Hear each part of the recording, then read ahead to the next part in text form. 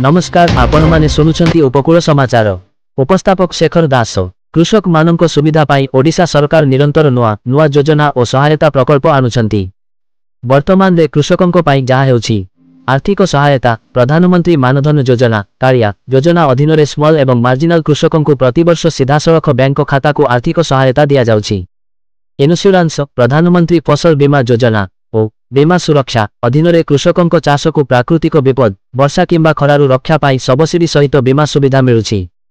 DBT सीधासळख सहायता प्रदान बिहन सार कीटनाशक क्रय पाई सरकारी सहायता वर्तमान डीबीटी माध्यम रे सीधासळख कृषकंको बैंक खाता को पहुंचुछि। शस्य खरीद धान और अन्यान्य शस्य पाई मिनिमम सपोर्ट प्राइस एमएसपी रे सरकार सीधासळख खरीद करुछंती। एहा पाई कृषक माने सामाजिक सुरक्षा नंबर और बैंक खाता विवरणी सहित निकटतम पीएससी लैंप किंबा ऑनलाइन पोर्टल रे दरखास्त करि पारिबे। योग्यता ओडिशार स्थानीय नागरिक और प्रमाणित कृषक जमीपत्र खातिया बैंक खाता आधार कार्ड और कृषि कार्य रे सक्रिय थिबा सरकारी ओडिशा कृषि सुविधा माध्यम रे मध्य दरखास्त करि पारिबे।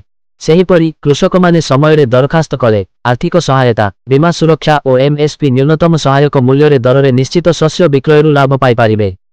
कृषकंको पाई ओडिशा सरकारंको प्रमुख सुविधा। परवर्ती समाचार रे उपकूल समाचार। वंदे उत्कल जननी।